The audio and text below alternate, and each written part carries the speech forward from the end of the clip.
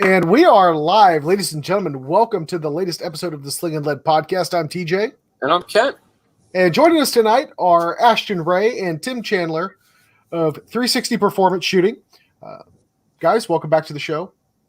Thanks, dude. So those of you that have been following the podcast, the two or three fans that we've got out there, will remember Ashton from previous episodes. Tonight, he has brought one of his co-instructors, Tim Chandler, on the show. Tim, formally welcome to you, sir. Thank you. Glad to be here. Absolutely, man. Happy to have you. So, Tim, being new to the show, we do like to give all of our guests an opportunity to kind of explain who the hell they are. So, Tim, who the hell are you, buddy? I'm just a normal dude who, because of some experiences in life that weren't too awful bad, but weren't too great neither, developed an interest in protecting myself and being capable at it in the process of trying to become, trying to bring my skill sets and decision-making abilities up to the level of responsibility we adopt when we go about the world armed. I met a lot of cool people and had a lot of great training experiences, made some great friends who were good influences on me, like Todd Green. And it was through Todd that I met Ashton. And eventually, after doing that for a while, some folks said, you ought to teach. So here I be teaching. I teach with Ashton at 360. I teach teach the shotgun content at FPF training with John Murphy. And I am a partner in Justified Defensive Concepts. So I stay pretty busy doing that. Sounds like it. So, folks, for all of you, we have got links to all of the 360 Performance social media and websites available down in the comment section in the description of this show. Also, they will be posted in the description if you are listening to this on your favorite podcast player. But tonight, we're talking about shotguns. So, Tim and Ashton will be coming up to Pennsylvania here, hosted by Kent at his local range. I will be there for it. So really looking forward to getting out there and learning what you guys have to bring to the table. But Kent, I'm sure you were just bubbling with excitement. Always. Look at you bubbling with all the excitement. I'm always bubbling. But why don't you lay off the questions for tonight, bud? So, first of all, thank you both for being here. Appreciate you very much. The shotgun is one of those things that is kind of like the bastard child of the training community, right? Like, stop me if I'm saying anything out of school. None of us know what the hell we're talking about. I get asked all the time, do you teach a shotgun class? Do you teach a shotgun? No, dude. No, I don't teach a shotgun class because I don't teach things that I'm barely base level proficient in.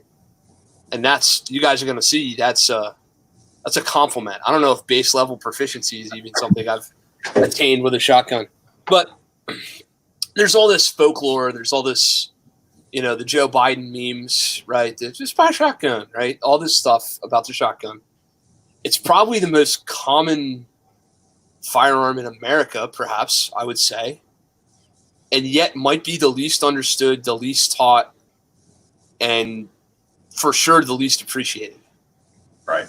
All that said, what the hell got you boys into shotguns? How did this happen? Well, I grew up killing stuff with shotguns, which if you want to know why there has been so little understanding of shotguns is because there was a time in our country's history where everybody had one and everybody killed things with shotguns.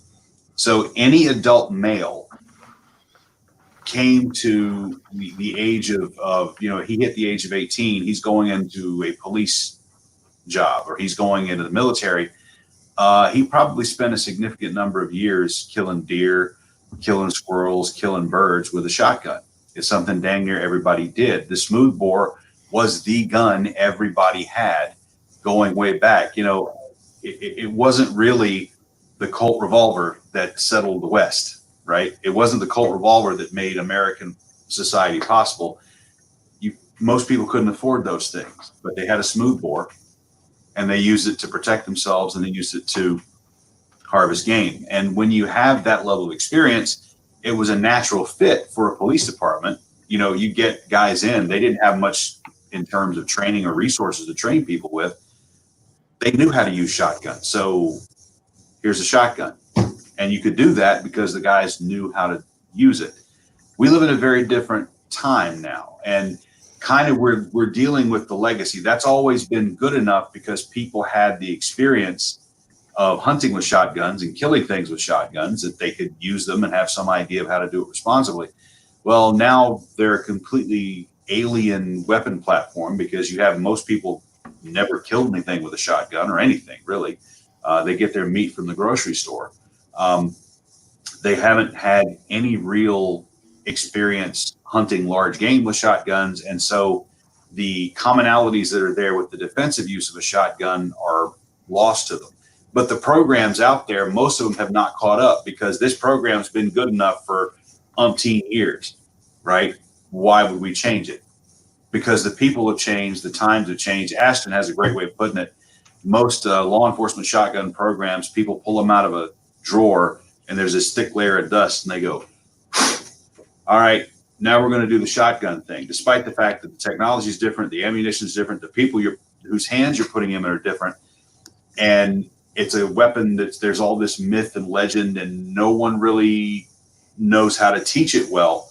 And that's why it's kind of fallen by the wayside, because it's an alien thing now. But there was a time in the country's history where it was something everybody had experience with, so you could shorthand that and focus on other stuff. And there's one other aspect to this. Well, it's actually just a product of it. What you'll find is often in law enforcement training specifically, you'll have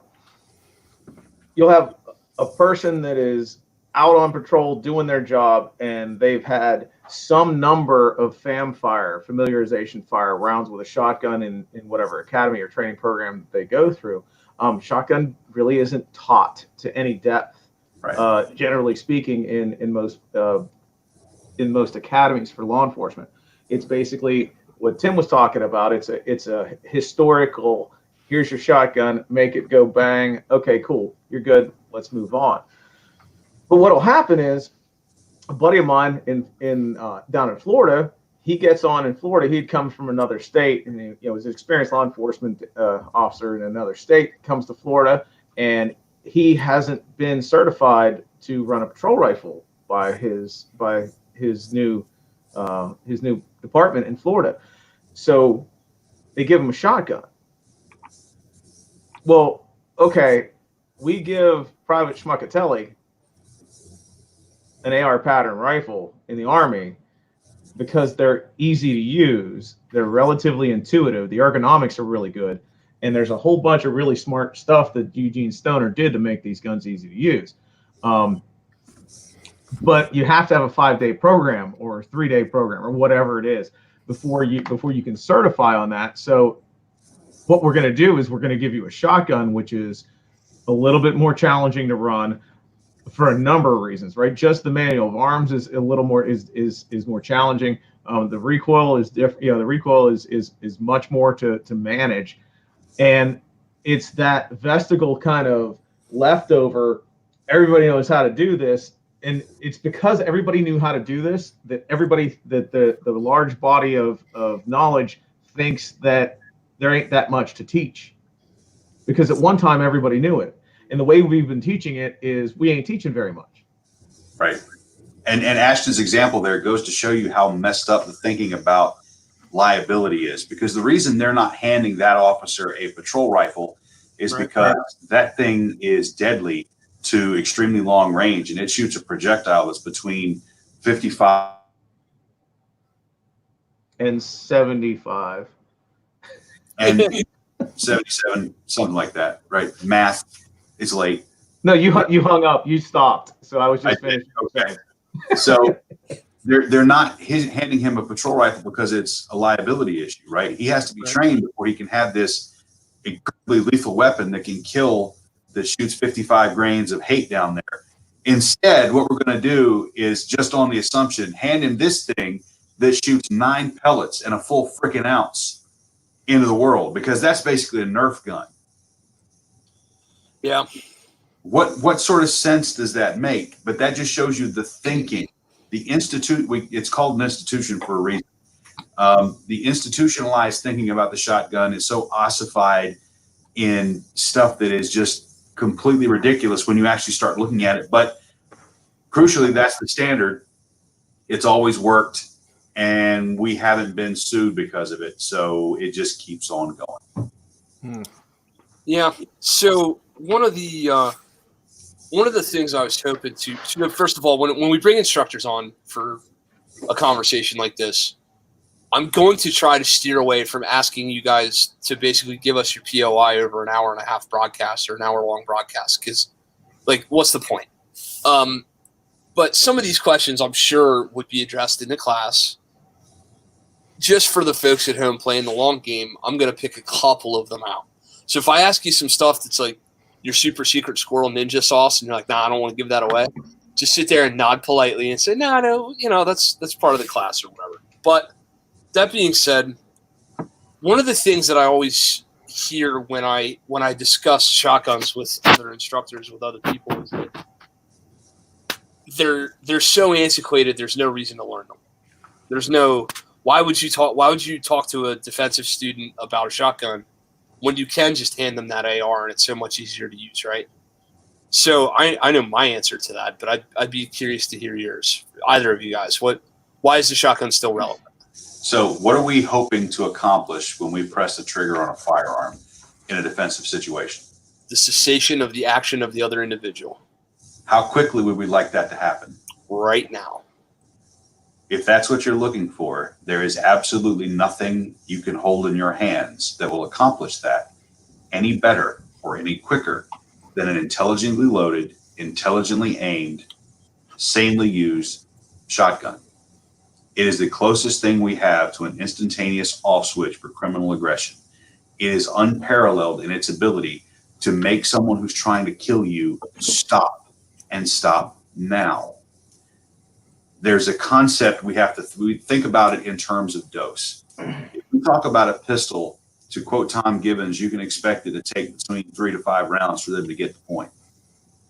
Even if you're delivering superior level of accuracy, even if you're putting the bullets exactly where they need to go, they're still pop guns and they still just poke little holes in things. And it's up to you to poke holes in things that matter.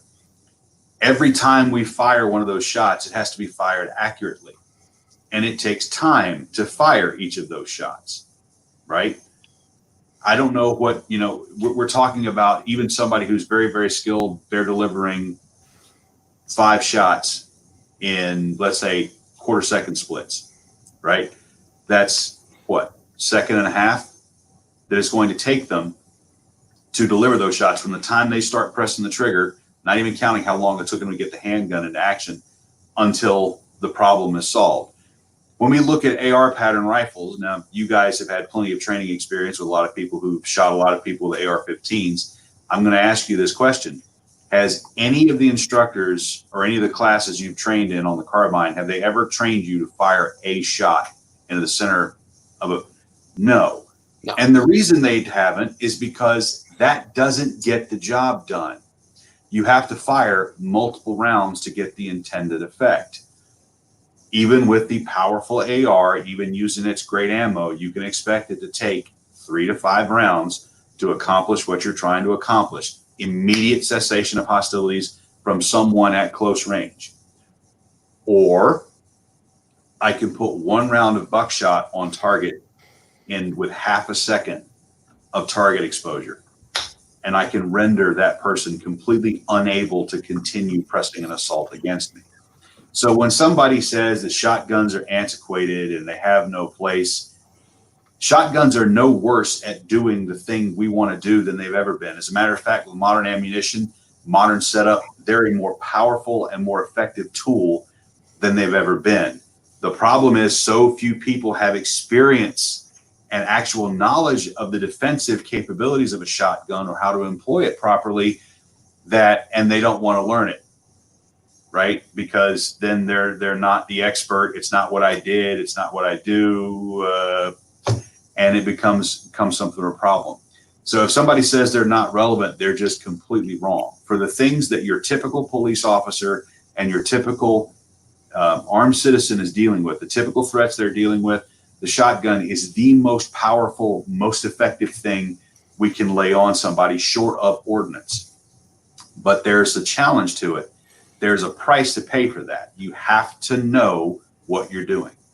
Before you move on from that, there's a nuance in there that is sometimes lost. So the 3 to 5 hits that it takes with a pistol, sometimes 7. I mean, the pistols really suck at stopping threats. They're just nice because they can go with us a lot of places where long guns shouldn't. The patrol rifle, you're still looking at multiple rounds. You're still looking 3, 4, 5 rounds in a standard response. Something that most people don't talk about is the fact that you have to make 3 to 5 discrete hits, right? This isn't 3 to 5 shots. This is 3 to 5 discrete hits. You have to solve the problem, and you have to get that golf swing perfect 5 times, right? So if you have an errant, I mean, how many times have y'all been at the range and you're shooting your pistol and you're like, that was a good one. That was a good one. Oh, shanked that one, right? Oh, that was a good one. That was a good one. Oh, shanked that one. I got a couple of called misses there. Well, this is at the range, not even on a timer it happens. Yep. So now you start adding all this stress in. With a shotgun, you have to get it right once. With the other tools, you have to get it right over and over and over again. I mean, if you look at the large police departments in the country, in the world for that matter, hit ratios are a lot lower than most people think they are, right? So Yep. The number of hits versus the number of non-useful rounds fired, you end up with something that's a lot lower than what most people think it is. Something less than 20% is pretty common. Now there are some very switched on departments out there that do a lot of training and they spend a lot of time at the range and they're very proficient and their hit ratios are very, very good, but they're outliers, really. So what you end up with is you have a tool that you don't have to get it right nearly as often to solve the problem. And that's something I think that's missed. Those 3 to 5 upper thoracic hits that you have to get up here and get it right on a moving target. One of the big reasons why shotguns are poo-pooed is because they don't hold enough ammunition, right? They only hold 6 rounds. Okay, back to Tom's serving sizes.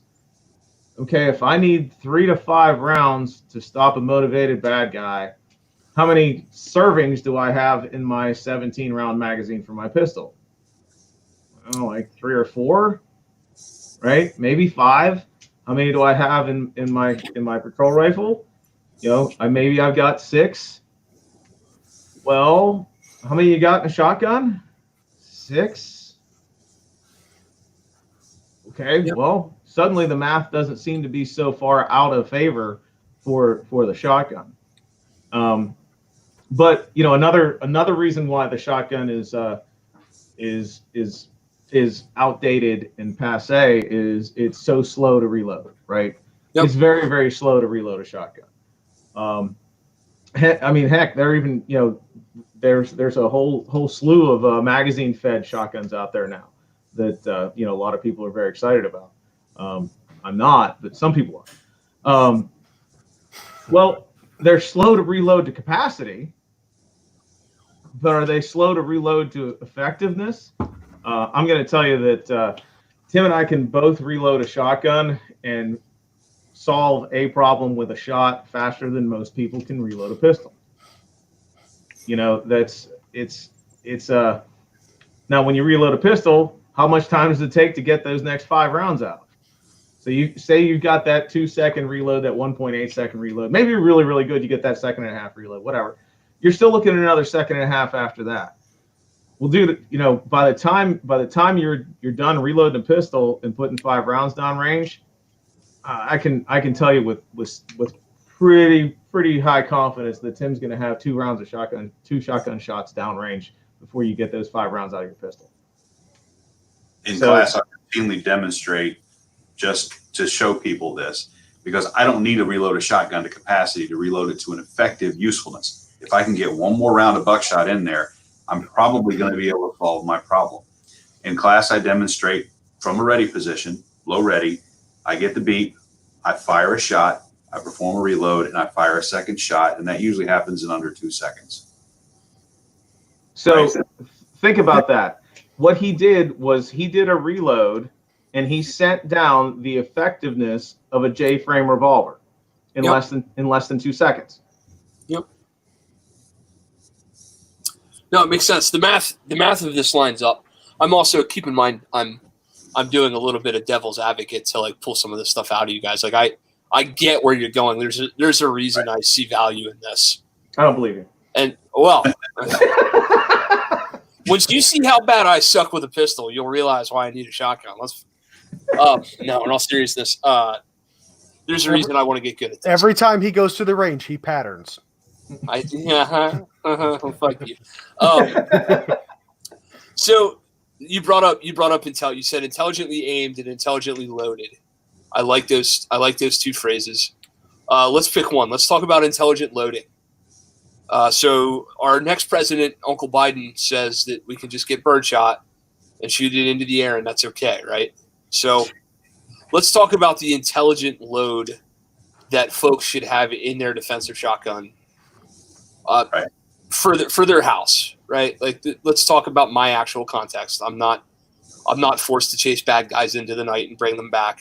I'm just protecting my baby and my wife. So what should be in my shotgun? So first we want to talk about, we don't use birdshot.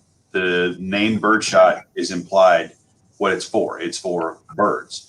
A typical dove weighs like 6 ounces, right? And if you go out and you actually kill birds with birdshot and you shoot these very light, very fragile creatures out of the air, and you actually start inspecting them, you will find that most of the time you do not see exit wounds on the other side of the bird that you shot, which means that birdshot does a piss poor job of penetrating through a 6-ounce bird, which means it's probably a bad idea to use on a 200-pound felon that's busted into your house.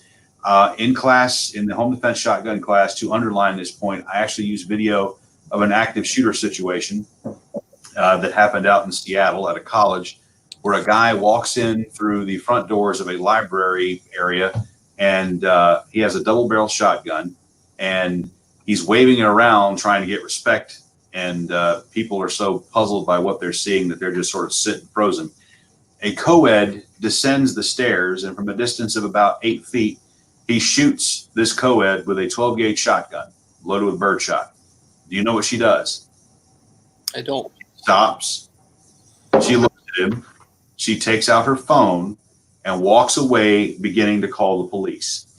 Now, if birdshot will not reliably stop an oblivious co-ed, it's not going to stop the dude who's trying to kill you. So we don't use birdshot. We use either buckshot or slugs. For most people in most contexts, you want to use buckshot because slugs are had to bring too much of a risk of overpenetration. And you don't want to use just any buckshot. You want to use buckshot that is at least size of number 1. Number 1, aught, double aught. I think triple aught's probably a little too much for your typical home defense context, because that penetrates deeply enough to reliably hit the things that are going to shut this guy down. Now, when I say use double aught buckshot, I don't just mean any old buckshot. One of the great enduring myths is that you don't have to aim shotguns. That's because people are used to shooting shotguns at birds from 40 yards out and not used to using buckshot at room distances. Go ahead. So Tim brings up a really good point, right? The typical programmed use of a shotgun is that we're hunting game, right? That's where the standard wisdom tends to come from. So when you're hunting, you have a verified backstop. Otherwise, you're not taking the shot, right? And at that point, what you're trying to do is harvest the animal. So in that attempt to harvest the animal, you are not necessarily, it does not necessitate an immediate stop. What you're looking for is you're looking to get hits on that animal such that you can retrieve it. Now, if you're a hunter, you shoot a deer, and you're going to sit for a while and let what happens happen, and then you're going to go. you're not going to run right up on this thing. Well, whenever you're using shot in a hunting application, what you're basically doing is you are casting a net of shot on and around that animal. You know, if you're shooting a bird, your pattern is several times larger than the bird. Your pattern may be 10 times larger than that bird whenever your pattern intersects the flight path of that bird. And that's by design, because you need that sort of spread, because you don't have that precision. And the bird is flying, and it's on an X, Y, and Z axis, all that stuff, right? But whenever you are, and the same thing holds true for a game animal that walks the earth. If you're shooting at a deer with buckshot, again, you want to get that spread because the animal might be moving, you're trying to lead, you're doing all this other stuff, and again, you're casting that net and trying to get some hits on him so that when he goes and lays down and gets tired and sleepy and goes to sleep and gets real cold because he lost a lot of blood, you're going to be able to go get him later. That's not what we're doing with Tim's 200-pound felon that's just kicked in your front door. You're not casting a net of buckshot around him into the neighbor's house through your wall. What you're doing is you are trying to deliver a tightly stacked group of buckshot into a very specific area. As Tim says, we are not shooting at bad guys. We are shooting at small, important substructures buried deep inside of bad guys such that we can achieve the effect that we're after, right? Which is making him stop. So what you don't want is to whip this net. You want to send this hammer to go turn him off so that he stops. And that brings up the other aspect of it.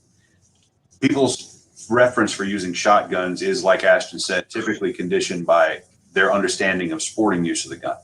They're talking about shooting birds at 35 yards with a pattern that is 10 times the size of the bird. That has absolutely no resemblance to what we're doing in defensive use of a shotgun. We're using a completely different munition at a completely different distance. And what you will find out is if you take even the cheapest buckshot you can find in just whatever random 870 you can pull off the shelf, and you fire it at a typical room distance, you're going to find out the pattern that it throws is probably only that big. It isn't very much at all.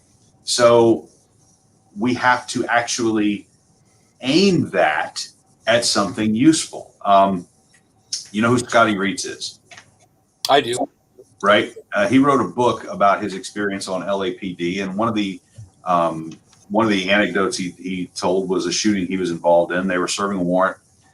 He goes into a room. The bad guy's in the room. There's a AK laying up against the wall, and the bad guy starts making for the AK. Scotty's armed with a typical Remington 870 shotgun, bead-sighted, 14-inch length pull, and he fires a shot. And he hits this guy in the arm with a full pattern of buckshot. It almost amputates his arm. That's a thing. Close range wounds with shotguns, often in limbs, often result in something called traumatic amputation. Doesn't sound fun. It's not fun. That's something we point out when we talk about safety. But he dang near blows this guy's arm off. And you know what he did? He kept going for the AK. Because even having suffered that level of damage, if you're not putting the pellets into the stuff that matters, because there's nothing magic about shotguns. We're trying to hit the same stuff we would be aiming at with a pistol or with a rifle. We're just able to lay more firepower on it per press of the trigger. We have to hit the stuff that counts, even with a shotgun, to reliably incapacitate the person who's trying to kill us. And we have to be able to do that without placing other people in unnecessary danger.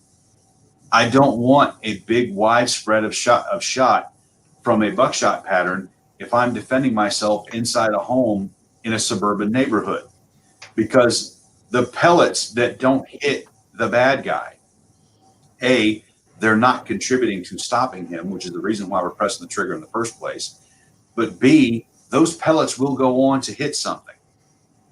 If those pellets hit something or someone that I'm not authorized to shoot, that's not helping my case for self-defense at all. it's less capability put on the dude who's trying to kill me, means it's wasted opportunity. And oh, by the way, it brings along the possibility of killing people I don't want to kill. If you live in a house by yourself in the middle of the woods and there's nobody around, do whatever the heck you want. But I don't know many people who are in those circumstances. You know, family members, neighbors. You want to have the ability, when you press the trigger on that weapon and you're aimed at a threat, you want to be able to know that the only thing that's going to get hit is the person who is forcing you to have to shoot them. Well, and I think that's to your point. Go ahead. No, I think that's to your point, Tim. I mean, you gave probably two of the best arguments ever. You know, even in the event that you don't have, the propensity for collateral damage in that particular instance, you still have a loss or a degradation of the intended performance, right? You're losing the maximum capability, or as you put it, a wasted opportunity, right? Absolutely. That extra if those extra 1, 2, or 3 pellets out of the 9 in double odd buck goes Shanksville. The magic of buckshot comes from these dang near simultaneous impact of multiple projectiles at about the same place at about the same time. Mm-hmm. Something I say every class. Buckshot's a little bit like a party. If everybody would show up at the same place at the same time, it's lonely and sad. It's that multiple impact actually overwhelms the ability of human tissue to stretch, and that's what contributes to the shotgun's ability to instantaneously render a threat, because it takes elastic tissue and makes it inelastic, and it takes inelastic tissue, the stuff that most organs are made of, and basically turns it into soup. I'm not interested in putting a couple of pellets in this guy's fat rolls. I'm not interested in putting a couple of them into the refrigerator. I want every bit of capability I've got delivered directly to the things that are going to make this guy stop trying to kill me, because that is why I'm pressing the trigger. He is doing something that is placing me in immediate danger of death or serious injury, or someone that I care about. It has to stop now. Fair. So one of the things, coming from the other side now, one of the things that is always in all the 360 classes is the stress on the individual accountability. So everybody is accountable, right? Your muzzle's always pointed somewhere. Every round you send is going to hit something. You are accountable for these things as an individual, legally, morally, and societally, all that stuff. If the pattern is large, you lose margin to accountability, right? If you have a large pattern, now you make an error in aiming or an error in execution. Now you can have projectiles off target, off the threat. You have lost accountability, right? One of the things that strikes me as odd is almost every reasonable instructor in the country that I've ever heard speak talks about being accountable for the rounds you fire out of your pistol, right? You are 100% accountable for those. And I hear it most often when talking about rifle rounds. We want to have sub-MOA guns. We want to have guns that are shooting to as close to the point of aim reliably over and over with regularity as we possibly can. Suddenly, when we talk about shotguns, we seem to be less worried about that. If you have, say your pattern is this big, if you have a slight error, so your pattern's this big, you have a slight error in aim or in execution, and your pattern moves here on your threat, you are still 100% accountable for your rounds. If your pattern is this big and you have a slight error in aim or execution, now they're going this way and you have lost accountability. You are now no longer in control of where those rounds are going. They're not going where you decided they needed to go. So that level of accountability is something that is stressed extremely in an extremely intense manner in my classes. So it seems counterintuitive, but we see this in every class we present. The folks who have the bigger, spreadier buckshot, it's easier to hit with, right? it actually takes a lot more care and effort to make sure that your pellets stay in the thing that you're authorized to shoot if you have a wider pattern. If you have a narrower pattern, we see this all the time. People under stress, they're using a bead-sided shotgun. They mess up their mount. What happens is if they're using something that patterns really tight, like Federal Flight Control, they end up putting a full payload on a slightly different bit of dude than they intended, but it's all still on dude. Whereas someone with more conventional style buckshot that doesn't really pattern well in their gun, we watch them aim super careful and they're real careful in their trigger control, and they still end up throwing a pellet or two off dude's shoulder. And if they make an error, they've got half a pattern out there in the wild. So we have different expectations of, we have different munitions and different approaches to this based on the context in which we're using it. The context of civilian self-defense or even police use is very poorly understood. And the things that Ashton and I just talked about, there are people out there, I know, they're throwing stuff at their screen or their radio or whatever. That's not how it works. My grandpappy said what, or, I was a law enforcement officer, and, we've got nothing against law enforcement officers. We train them. A buddy of mine, retired. He was on a SWAT team, and the shotgun was his primary weapon. You know how many times he patterned his shotgun before he was an issued weapon, going on raids with it? Maybe once. Never. That was going to be my next guess. Exactly. So, but what did he have going for him? He had going for him that was the weapon his agency issued, and that was the ammunition his agency issued. And if he used it inside the guidelines they provided, he had qualified immunity. Why did you use that, Officer Hartman? Because that's what my department handed me. That's the ammunition my department handed me. I was doing what I was told to do. That's a reasonable answer to a jury. Now, let's say you're not a police officer. Why were you using that weapon? Why were you using the ammunition that's in that weapon? Well, I didn't know. Why didn't you know what the ammunition you fired through your weapon would do? Aren't you supposed to know that before you start loading the weapon with that? Is that an unreasonable thing for a jury to expect of you? Absolutely not. And yet, how many people have actually gone out and proven that for themselves? So once you start looking at it in the fact that you will be accountable for your actions in a lethal force situation, and I don't tell people, and Ash and I, we're not big on telling you what you have to do. All we do is provide like a little laboratory where you can go in and try some stuff. And what we'll do is we'll look at the end result of the little experiment and go, okay, here are two options. Which one would you rather stand in front of a jury and be accountable for? This one or this one? Yeah, I'm really glad you're touching on this, because it's something that frankly we don't cover often enough. It's certainly a topic that I'd like us to discuss again in the future. But two of the best pieces of advice that I have ever absorbed when it comes to, being tried for otherwise seemingly lawful use of self-defense tactics was, one, don't say anything that you don't need to say, and anything that you do say better be well informed, well educated, and thoroughly understood as to why you are saying or made the decision that you made. Right? Don't give yourself the opportunity to have to defend yourself against something you don't have to.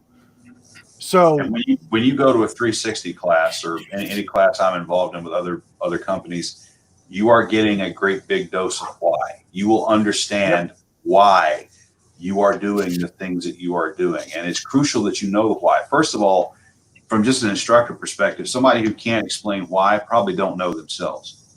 And that means you should probably find somebody else to train with. Yep. Even more importantly than that, it's not going to be me on the stand for your shooting. They're not going to go, the jury's not going to accept that. Why did you do this? Well, instructor, super death ninja killer told me to do it. They don't give a darn what he said. Might that play into it a little bit? Might they take into account that level of training? Sure. But you're going to be the one in the dock. You're going to be the one that has to give the answers. And what I'm here to do is give you the information that will allow you to make good decisions that you are happy to be accountable for. I just bought instructorsuperdeathninjakiller.com. You can't have it. It's mine. No, I'm going to tell you right now. I ever get involved in a self-defense shooting with a shotgun. Not only am I going to call you, Tim, I'm going to make sure you are sworn in as Instructor Super Death Ninja Killer. Yeah. We are going to use your stage name, damn it. We're going to make you the Masad Ayub of shotgun shootings. Right? You're just going to pop up as an expert witness. I'm sure. You're better off having actual Masad Ayub, but I appreciate right? that. Yeah. So question on this, just to get down to brass tacks on the loadout, right?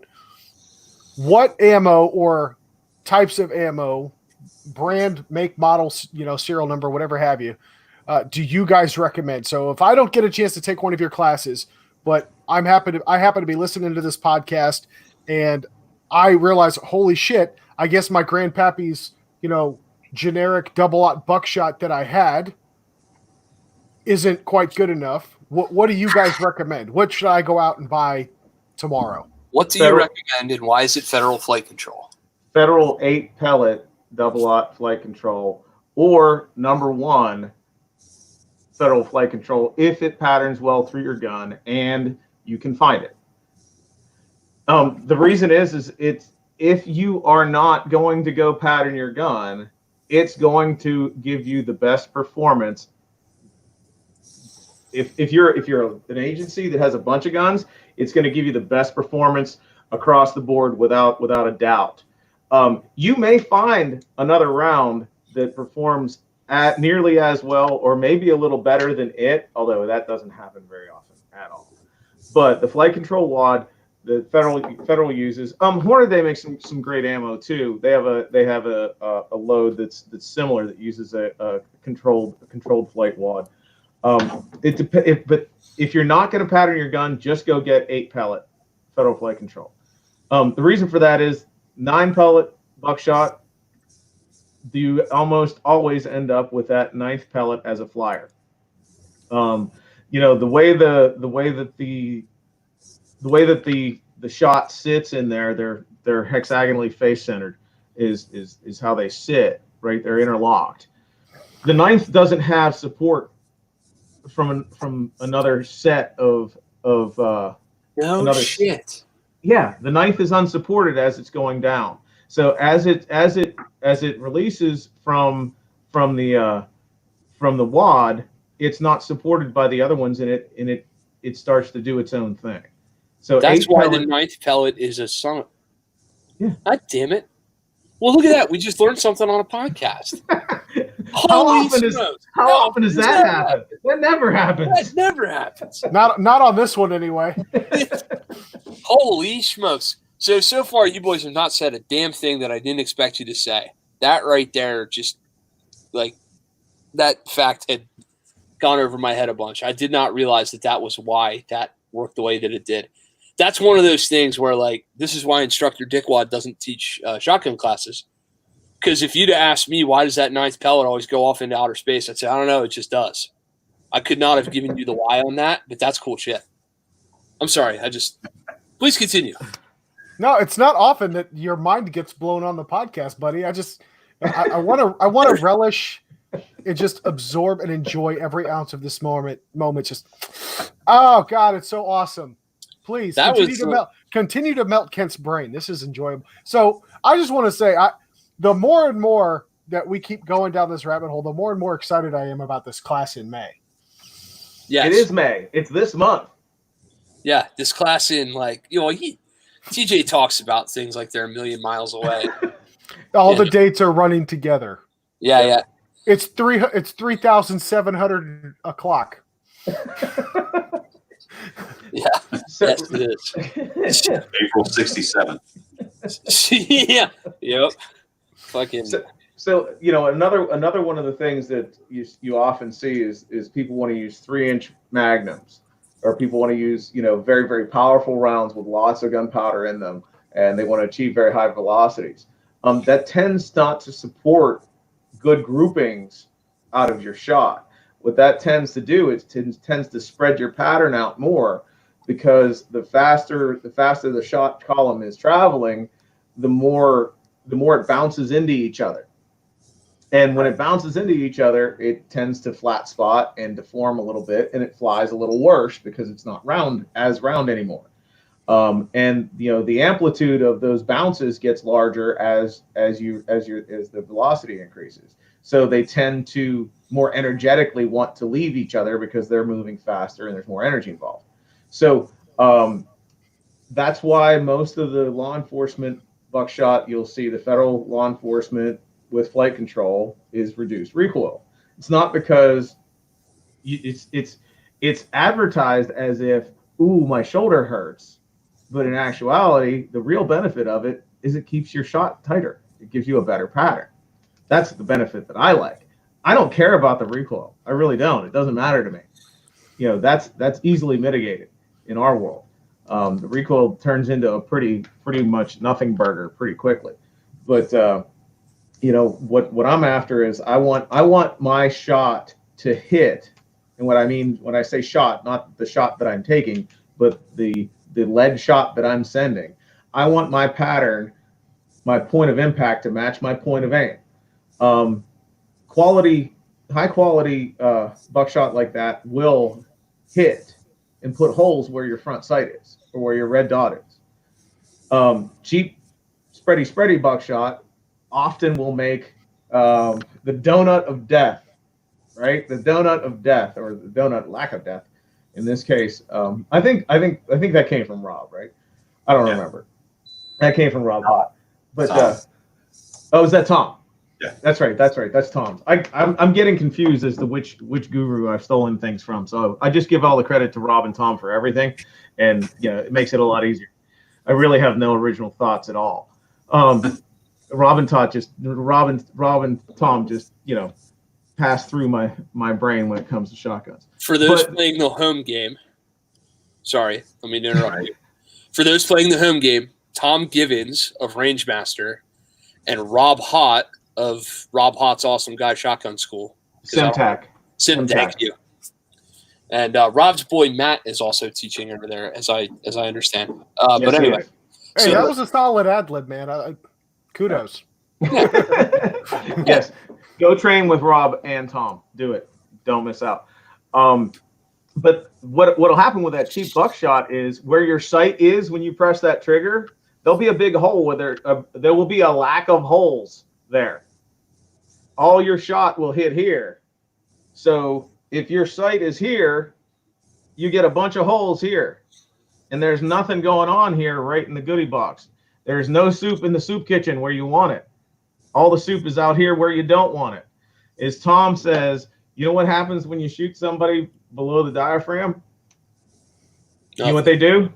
He says, you know what they do when somebody does when you shoot them below the diaphragm? Same shit they were doing before you shot them in the diaphragm. Pretty much what they were doing before. Yeah. So ineffectual hits are not desired. And if you're aiming the gun the way you're supposed to and your shot is going somewhere else and you're impacting somewhere else, you're not helping yourself in any way. So to follow along on that, people believe that to make the shotgun effective, you need to cram the biggest damn shell you got in there, and you don't, because the shotgun's magic comes from the multiple projectiles hitting where they hit. That also contributes to the gun recoiling and punishing people, and that's where a lot of the problems we have with shotguns and misunderstandings come from one core truth. Shotguns punish you. They recoil. They're terrible. They beat you up. Nonsense. Absolute nonsense. One of the great contributions I think that Rob Hott has made to the world is he's made it possible to actually train effectively with a shotgun by teaching people how to tame the shotgun. Once you understand how to mitigate recoil, and that is a huge focus of our class, every class we do, we start off with recoil mitigation, because people who are getting their ass kicked by the gun can't learn how to use it effectively. But once we teach you how to manage the recoil, and we can literally take, and Ashton does it, I do it, you can take a 3-inch Magnum slug, shooting a full ounce at 1,800 feet per second. And when we show you the recoil mitigation technique and we fire the gun away from our shoulder and it doesn't move, suddenly people go, oh, that. I didn't know that could happen. Yeah, it can happen, and we can teach you how. You need to have a gun that's set up properly because most guns are set up badly. You need a shorter length of pull, but we will show you how to tame the recoil of the shotgun so that you're not getting your ass kicked. Now, what we promise you when we start class out is that your shoulder is not going to get bruised. The rest of you might get sore because we're going to make you work some muscles you're not used to working, but your shoulder's not going to get bruised. And we ask people that at the end of every class, like, how's your shoulder feel? Like, it doesn't feel like I've done anything at all. Exactly. And those of you out there who had somewhat suboptimal experience shooting shotguns, you know what that's like, right? You get a shotgun that the length of pull is too long, and what happens is the butt of the gun ends up here in that delicate little tendon area between your bicep and your deltoid, and you press the trigger, and it kicks you in the face, and it gives you a big bruise, and oh my God, it's terrible. I don't want to do this ever again. Yeah, we get rid of all that. All you got to do is know how. Yeah, once you mitigate the recoil of a shotgun, shooting a shotgun is the most fun you can have with your pants on. We routinely get feedback that our class is a hoot. People enjoy it. And one of the reasons they enjoy it is because it's kind of like having a pet monster, right? It's like having a pet dragon. Once you've tamed it and you can ride it, it's pretty neat to be able to fly around and spit fiery death at whatever you pointed at, right? That's kind of fun, the shotgun class. We can teach you how to tame that dragon. So this seems to me like we might be delving into the territory of secret squirrel sauce. But I'm going to go ahead and let everybody in on the secret of the POI. I'm just going to tell them all. The secret is to get a Black Hawk Spec Ops Nox recoil reducing stock. So there you go. Now you don't have to take the class. If you want one, I'll give you one. I was waiting to see which one of those dudes jumped through their computer screen and strangled me to death. Hang on. No, I will give you the point of instruction now. We are doing isometric tension, right? Instead of the rather silly device that Ashton's holding up that costs $200 and that, by the way, breaks because what that's trying to do is put a shock absorber between your arm and the end of the shotgun. It's completely unnecessary. Instead, what we're going to teach you to do is use isometric tension.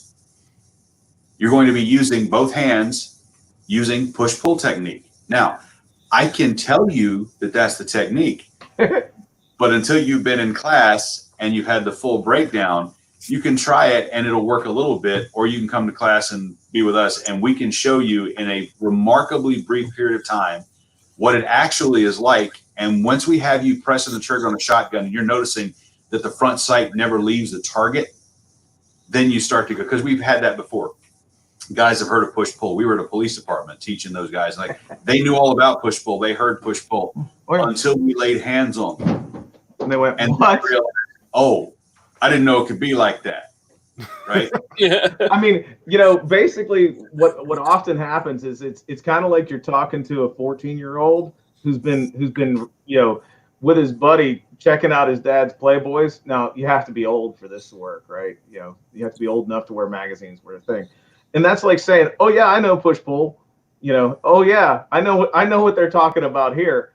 You can look at pictures of it, and but until you actually have the experience, it's not the same thing. But Folks, this right quick, here, while we are getting some lag in the feed here or in the broadcast, I apologize for that. However, it appears that it is purely on our end, and the YouTube broadcast is doing just fine. Noticing any issues, I would appreciate if you'd kind of give us a shout out, let us know what's going on as far as your experience goes. But for those of us on the panel, rest assured or rest easy, the world is not ending. okay. I think it's just you, TJ. Yeah, I think it's just you. It's probably absolutely my fault. It's the murder hornets. Well, It's the murder hornets. I had murder hornets in January, so I'm safe. So this right here is one of the originals. This is a stock shocks. This is actually the nitrogen-filled shock absorber out of a bicycle from late 80s or mid 90s. I forget when these came out. If Huffy made a buttstock, I mean, Exactly. and to be perfectly honest with you, it does what it says it does, right? It really does. There's a shock absorber between you and the gun. I mean, it does what it says it does. But yeah, I'll make a deal on this if somebody needs it. But because my 130-pound 19-year-old or 20-year-old daughter doesn't need it. My son when he was 17 didn't need it. If you know how to, if you have the software solution, the hardware just isn't a problem. I like it. So let's see. We'll answer a question out of chat here. Frank from Apache Solutions down in North Carolina wants to know what your favorite shotgun is. I'll go first. Which one or which model? Well, just favorite shotgun and why. Okay. Use case is your call. So I have two favorites. For a pump gun, I'm a big fan of the Remington 870, primarily because the very first gun I ever fired was the Remington 870 Wingmaster when I was like 10. Right, I've been using them for that long. I'm years old now, so I have a little bit of time on them. Right, I don't want to think about it because it makes me sad. But that was the first gun I ever used, and honestly, they're very simple. They really have one major weak point, and that's the ejector. And maybe somebody somewhere someday will come up with a way to fix that. But really good, solid shotgun. My favorite semi-automatic shotgun is the Beretta 1301 Tactical. And the Beretta 1301 is, in my opinion, the finest semi-automatic shotgun for defensive use on the market today. It has a nice gas operating system that mitigates recoil on its own pretty well. It's one of the softest shooting 12 gauges you're ever going to find, and it accomplishes that without being picky about what you feed it. I have two 1301s. I have fed them a wide variety of the crappiest ammo I could find, and they run with all of it. And they always get used as loaners in classes because people show up to a shotgun class and their shotguns break. And we'll get to that later. So they get used as a loaner gun in every class, and it doesn't matter what folks bring. They just eat it and they just run it. It's not to say it's the only semi-automatic shotgun that's worth anything out there, but it's my favorite because it's light. It's considerably lighter than, say, the Benelli M4, which is another really solid shotgun, but that thing was built to be marine proof. And they accomplished that by making it weigh about as much as the Rock of Gibraltar. The Beretta manages to accomplish being plenty reliable, being very easy to accessorize, especially now that Aridus is making a wonderful series of aftermarket accessories for it that make a good thing even better. That's the gun I would go for. Ashton will probably have very similar tastes. This will shock you, I'm sure. Yeah, I mean, the Beretta 1301 is basically the Glock of semi-auto shotguns. It really is. There's nothing that does the job any better that I've seen yet. And when and if that comes along, I'm ready. I'm moving. Let's do it. But as of right now, as far as the semi-automatic shotgun goes, the 1301T for defensive purposes or duty purposes is the way, for all the reasons that Tim said. And it's just stone reliable. I've seen every manner of gun, a shotgun choke and puke, some far more often than others. But the 1301T is just crazy in how reliable they are, just broadly speaking. And as far as pump shotguns go, give me an older Remington 870, and I'm a happy guy. I'm a very happy guy. Let's unpack for a little bit. First of all, my 590 feels very sad that you don't love it.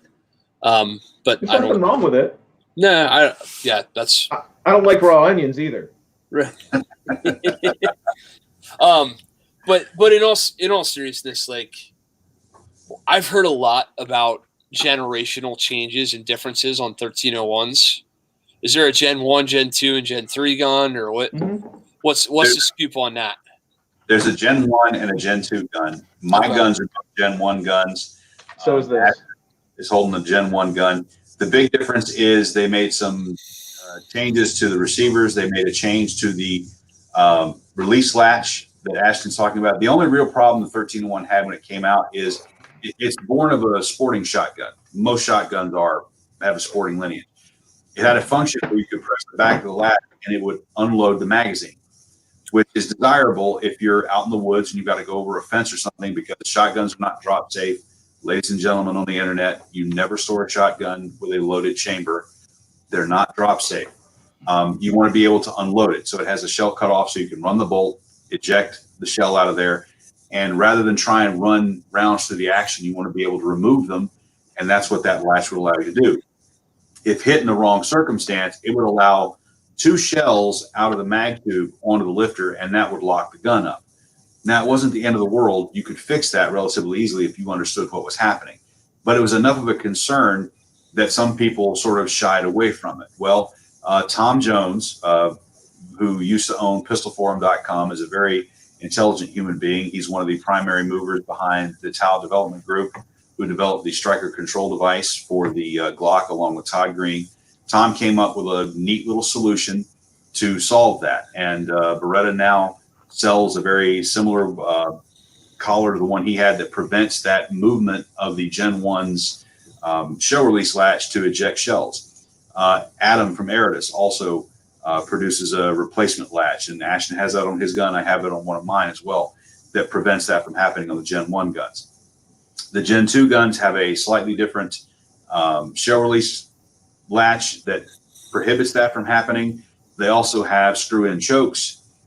So there are a couple of desirable elements for the Gen 2 guns over the Gen 1 guns, but both of my guns are Gen 1 guns. I'm perfectly happy with them. It's a Gen 1 gun. We use these things constantly. If we're not rushing to upgrade, you shouldn't be afraid of a Gen 1 gun. And the Gen 2 guns, the loading port underneath is opened up a little bit too. Yeah. So, and actually they moved the serial number. They moved the serial number such that you can hog out some metal in there if you want to do doubles and quad loads and all that stuff. Hell, I can't even load one round right. I try to get me to do 2 or 3. Yeah, please, God. You go and learn. You gonna learn, boy. You go and learn today. We'll teach you to read. Yeah. So I shouldn't be afraid of finding a deal on a Gen 1 if I should stumble across one. Oh God, no. Okay. Absolutely not. All really, right. I mean, if you grab a Gen 1, the only thing I would recommend is, grabbing one of the Beretta, bolt release latches, or get one from Eritas, and you can alleviate that issue quite easily. It's very, very simple. And you guys have the adapters. Obviously, the one that you just had in your hand, it's all adapted for the Zukov 4N. You've got the Magpul stock on it.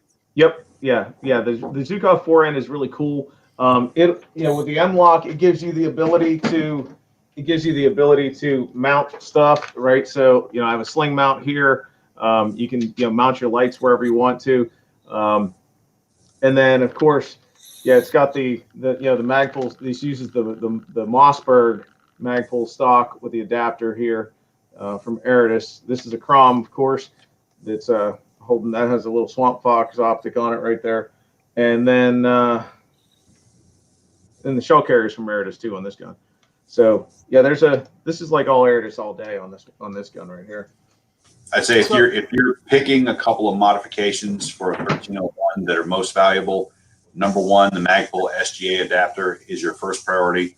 Number 2, the Crom. The Crom really deserves mention because it's the only optic mount for a shotgun on the market that places the optic in this focal plane of your eye when you mount the shotgun. All the other rails on the market set it up too high, so that when you mount the gun, you don't see your dot. You have to actually lift your head up off the gun to find your dot. And that creates an opportunity. If your mount's not good, it's not repeatable, it's not fast. It introduces the possibility for recoil to actually start doing some stuff to your face. That whole come up and smack you in the face, that's eliminated if you have a proper mount.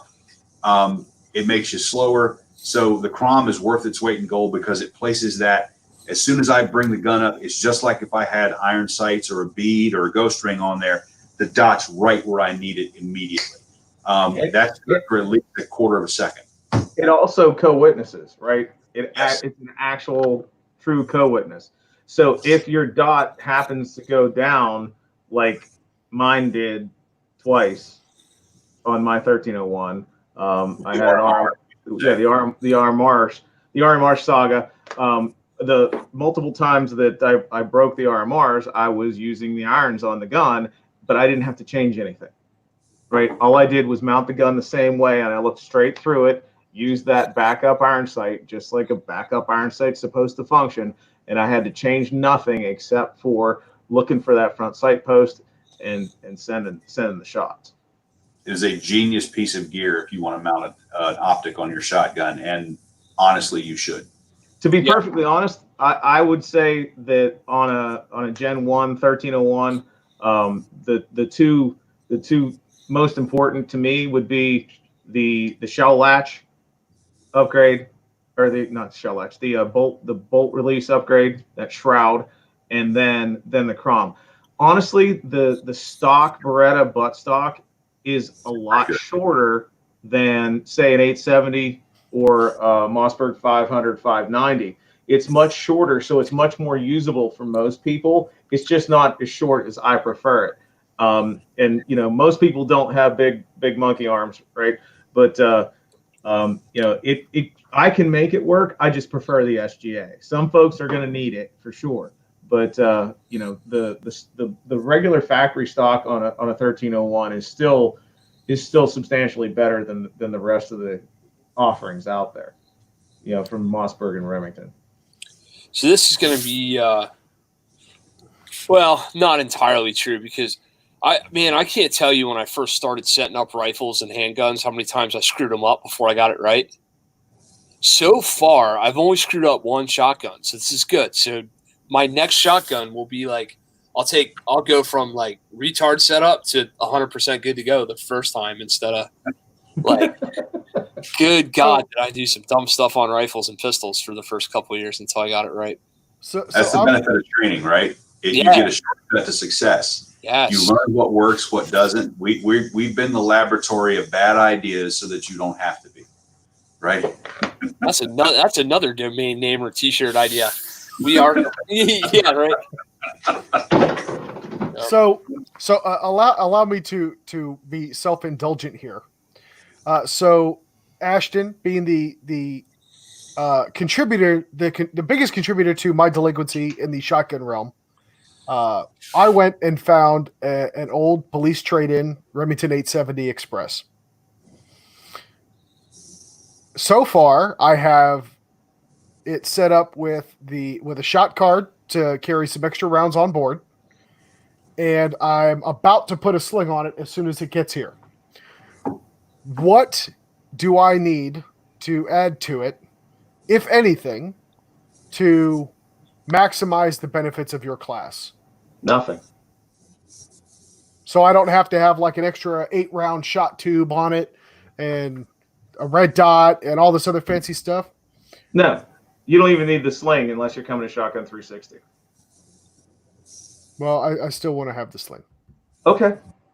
That's up to you. Okay, so with that, you get more training benefit from having rounds on the gun. Right, from having extra rounds on the gun. And a shot card, especially a soft shot card from Bang Comp, if that's the way you're going to go, is highly recommended. They make the best soft shot card shell card on the market that I've found. If there's a better one out there, I'd love to see it. But having that on the side of your shotgun and maybe a couple of extras that you Velcroed to the side, you're down the road, bro. That's it. Cool. So with that being said, and I appreciate it. Thank you for that affirmation in my mediocrity being sufficient for your class. But what are some things that you would add to it for if you could deck it out aside from the crom? I think that's obvious. But what other things could I do to tactical Timmy the shit out of this Remington 870? Well, an SGA, a Magpul SGA or a Remington Youth stock is going to dramatically improve your experience. That shortened length of pull. So one of the things about length of pull on these shotguns is they're set up for you to shoot like this. right? Mhm. Now you notice the orientation, right? So the buttstock is going to sit right here because I'm bladed away, and that's going to put my face in the right spot, and it's going to allow me to interact with that gun very well. What you're not very good, that gives you the ability to swing back and forth really well and shoot clays and birds and so forth. Right. You know, that 14.5-inch length of pull that's standard on the factory stocks. The shorter stock allows you to move that stock inboard and roll that shoulder around and create that pocket. Come on, Army, you're with me, right? I got you. I'm picking up what you're putting down, brother. I got you. So one of the things that happens is when people talk about shooting long guns, I hear people saying I can't use the earmuff type ear pro because my ear pro hits the stock. Well, that's because the stock's way out here and you're looking at the world this way, right? You move the stock in and now suddenly it's sitting here. Your eyes are horizontal. You're seeing the world the way your brain is used to seeing it. You're able to, this lever here, from here to here is pretty long. So the gun works on you. It's got a long lever to work against your center of gravity. You move that gun inboard this way, that lever's shorter. Now suddenly it's got to move your whole body mass.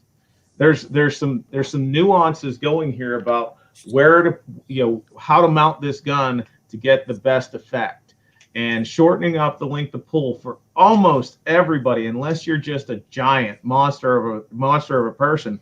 Almost everybody can benefit from a shorter length of pull than that 14.5-inch field stock. Gotcha. And you see pistol grips very common on shotguns, right? People want to do that and they want to tactical the hell out of them by putting a pistol grip thing on there because everybody's frame of reference at this point is an AR-15, and the more we can make it like an AR-15, the better. No. And why are they doing that? Well, what if I want to use the shotgun with one hand?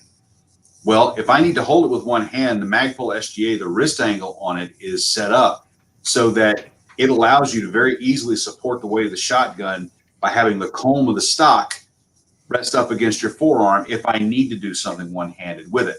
So that setup gives you the best of both worlds in terms of getting what people are mistakenly thinking they're getting from a pistol grip while still allowing you to have the nice solid mount that we get, because I don't know if you guys have spent a lot of time mounting a shotgun versus an AR-15 to try and shoot accurately under time. It's way easier to mount a shotgun and get a shot off accurately than it is an AR-15, because the benefit of Stoner, he has a lot of benefits to that design, but that offset and it doesn't mount nearly as cleanly as a properly set up shotgun stock does. Mm-hmm. Right?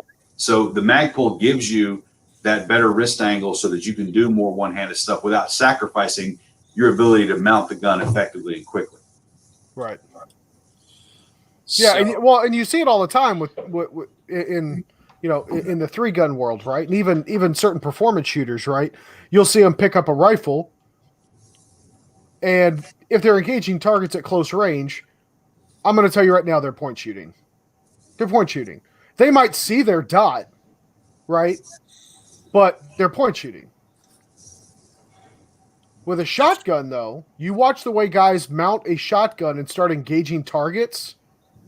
It is so much more of a efficient and just clean process or procedure to engage those clay targets. Again, close ranges here. And they're well placed. Right. Shots. And they're aimed well placed shots with that shotgun. Because with a long gun, 90% of our aiming is accomplished. When we're talking about shooting at speed, especially shooting at closer ranges, 90% of our aiming is accomplished by the mount. Right. By the way, we also know a thing or two about pistols. And once you figure some stuff out about pistols, a lot of your indexing towards a target with a pistol kind of comes the same sorts of way. How you present the gun makes all the difference, because if I have to present the gun and then hunt, where are my sights? Whereas if my index is proper, the sights are there and I can immediately start working the trigger. Same thing's true here. You will notice throughout history that most long guns have had a very similar sort of setup for the stock on them. I would submit to you that that's not by accident, that there's some actual human engineering where they've sort of figured out, hey, this works really, really well. and it does. The AR isn't built that way because Stoner was trying to accomplish something very different. I'm actually sort of intrigued by those AR setups you see now that actually have like an old-fashioned sporting style stock on them. I have a feeling those would be pretty darn effective. But the shotgun mounts a little more cleanly, allows you to be a little more quick to bring the gun up. I mean, my best times in the AR from just a low ready position, I can usually fire a very accurate shot in about 3/4 of a second. With a shotgun, I'm under half a second to make the same hit. Mm-hmm. It mounts that much cleaner. Yeah. All right, one more gear queer question, and we'll go away from the gear queer stuff. We were doing this offline, and now we'll do it online. Unfuck me, please, on the weapon light setup on a shotgun, because I'm all dicked up. So right, get a Surefire forend. Yeah, there you go. So get a Surefire forend. If you're not gonna get a Surefire, like where's your mount on your on the gun behind you for your light, Ashton? There's no light on that gun. Oh, okay. Where would it be? It would be a Surefire forend. Now, I didn't know they made one for that gun. No, you don't need one on this. It's not a pump, right? The Surefire forend, you need to have that. I like that for a pump gun. You don't need to. I like to have that on a pump gun because the light moves and the buttons move with the light, and your hand stays in the same place, right? So on this one behind me, it's no different than any other rifle, any other long gun. It doesn't have a carriage that's moving back and forth. The light is not going to reciprocate, right? So you can put that wherever you choose, wherever you like. If you like a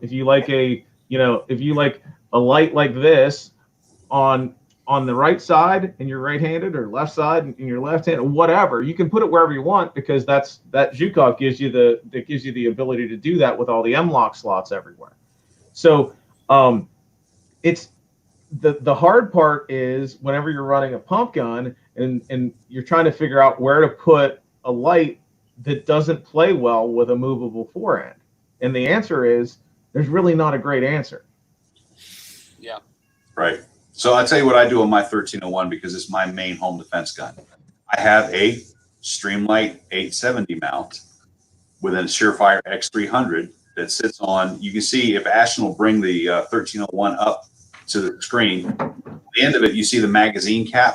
That's the thing that's actually holding the barrel on there. The Streamlight 870 mount fits right under that, and it'll hold the X300 or any other light you want at 3, 6, or 9 o'clock. And what that allows me to do is I run my hand back a little ways from it, so that when I push pull or I'm shooting the gun back, it doesn't bump into my hand. If I want to use it, I can just put my hand forward a little bit, bump the button, see what I need to see, and go on. The Streamlight 870 mount works on pretty much any 12-gauge shotgun because it works around the mag tube, and they're all pretty much the same size. So if you don't want to use the Surefire forend mount on a pump gun, which it's a bit heavy and a little bit expensive, I would suggest that you get the Streamlight 870 mount, a really good quality light like an X300 that'll stand up to the abuse of being on a shotgun, and maybe look at a tape switch. Now here's one that's kind of interesting. This is a little Steiner light, and what this does is it replaces your magazine tube cap. Unfortunately, this one doesn't work anymore, but it lasted a pretty long time. It lasted, better than 2,000 rounds, about 2,500 rounds or so. And to be perfectly honest with you, most people aren't shooting 2,500 rounds of duty buckshot out of their home defense gun with a light on it. So, my opinion is that on a dedicated home defense gun, that light's probably going to be fine. Now, I'm not crazy about the switching, right? I'm not crazy about it. I'm not saying it's the perfect solution, but it's not a bad solution because the light doesn't move around whenever you're running the action with your hand. So you kind of have to compress a little bit to get your support hand up there to operate the switching, and then you can you have to reach for it otherwise. But Right. It's not a horrible solution, and the light's actually it's pretty decent. There are much worse lights out there available. Yes.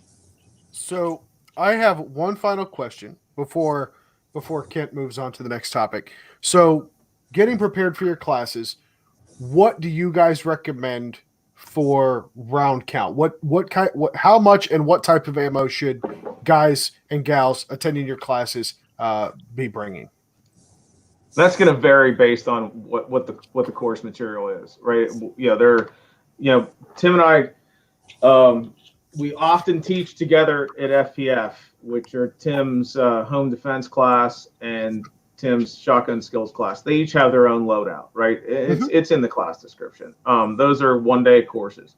JDC, I can't speak for, I'm not involved with. But when Tim and I are teaching 360 classes, my 360 classes, so far everything that's on the schedule right now are 2-day classes. We've got performance shotgun. It's a higher round count class. It's a 2-day class. It's shooting intensive and it's coaching intensive. So compared to like Shotgun 360, which is an annual event, we're trying to move the ball forward with that. That's an advanced class, and you have to have some time on the gun and have some modicum of skill before you can show up and expect to be able to get get out of that what's being offered.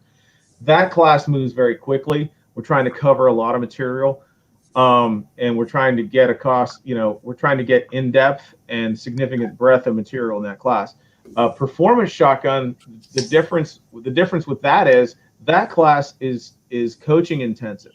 We're trying to give you reps and under a watchful eye of somebody that can help you improve your performance. Hence the name Performance Shotgun. We're trying to make performance increases.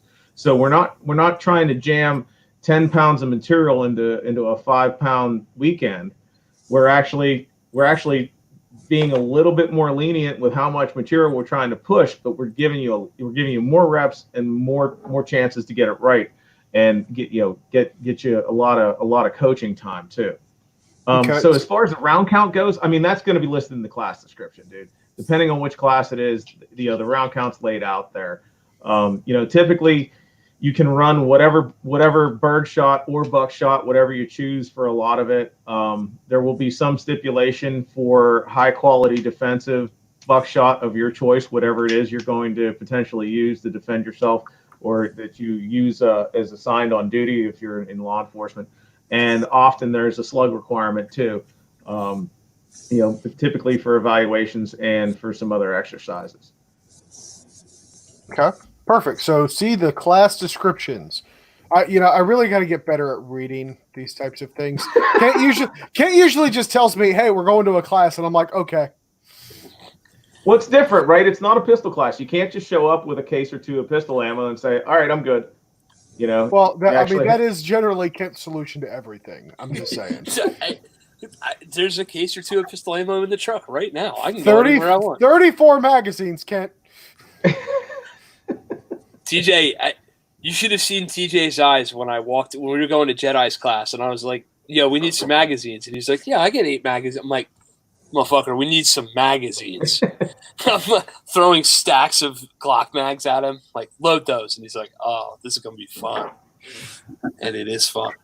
Yeah. So one of the things that always strikes me about shooting instruction is that there's only so many different ways to skin a cat, right? Many of the ways that you guys have just described this sound an awful lot like a pistol class.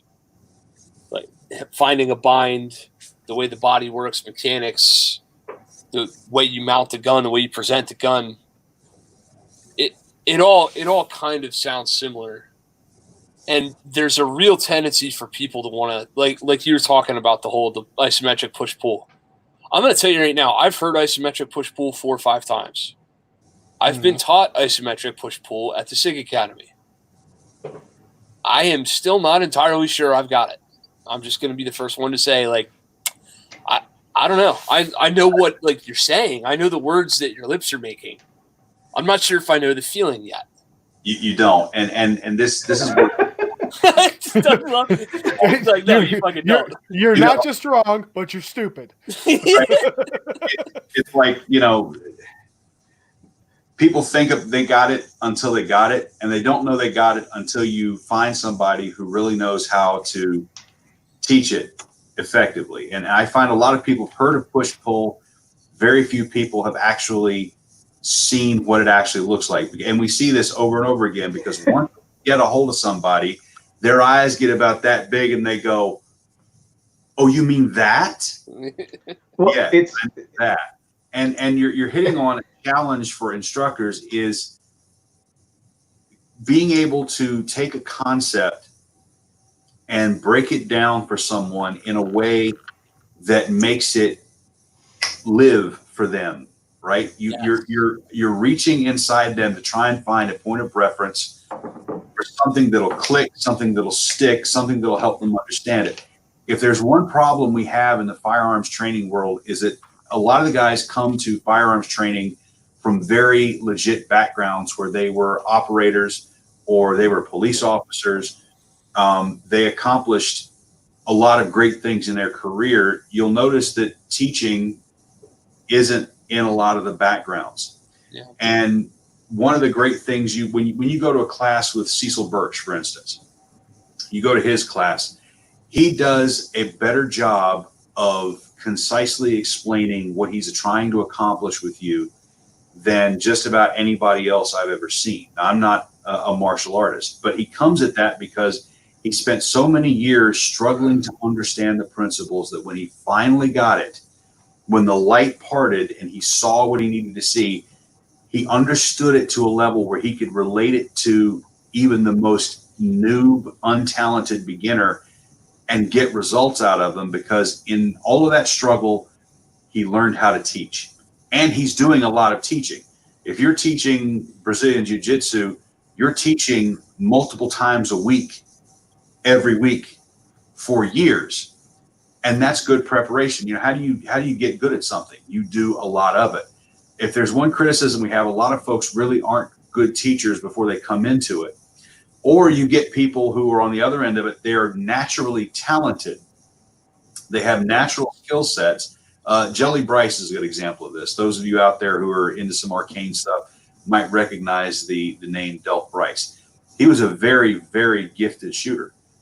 He said, you know, one of the quotes Tom has from him is he said he saw every bullet he ever fired, meaning his vision was superior to what most human beings have. What's the problem with that? When you try and take techniques that are built around superior ability, they don't translate to everybody.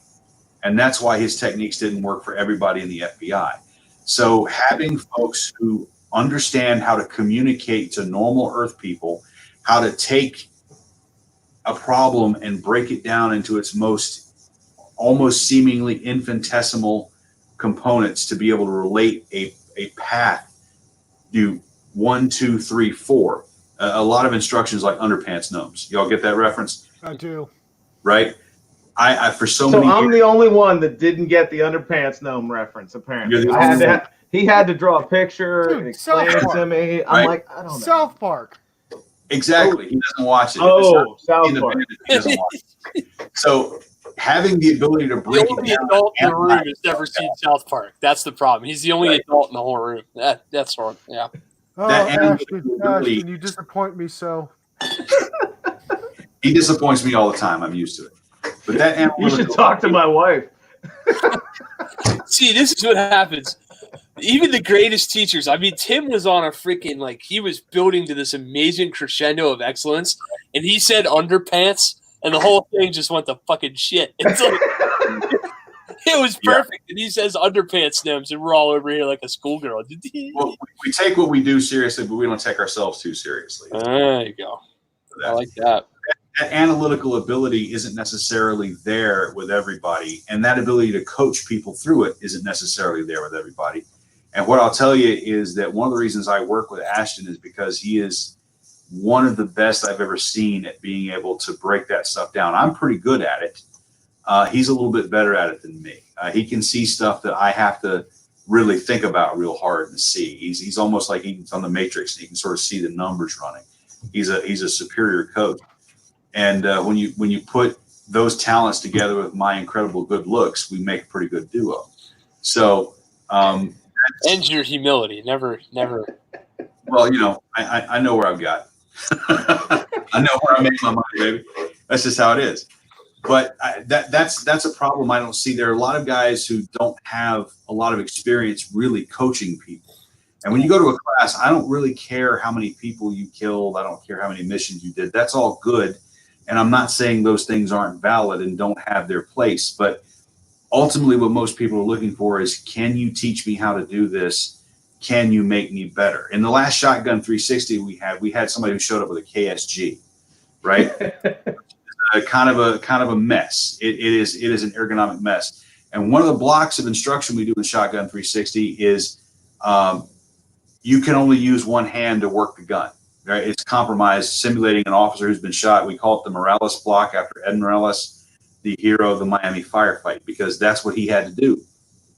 And we had a technique we'd worked out, Ashton and I, over the phone, figuring out how could we improve, because we saw several methods. We didn't like any of them. We spent time analyzing what worked, what didn't, and we came up with our own technique that, as far as we know, is novel. Nobody else is doing it.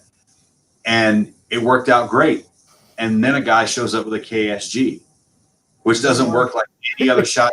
And you're like, well, shit, there goes that idea. Most people would be, but we weren't.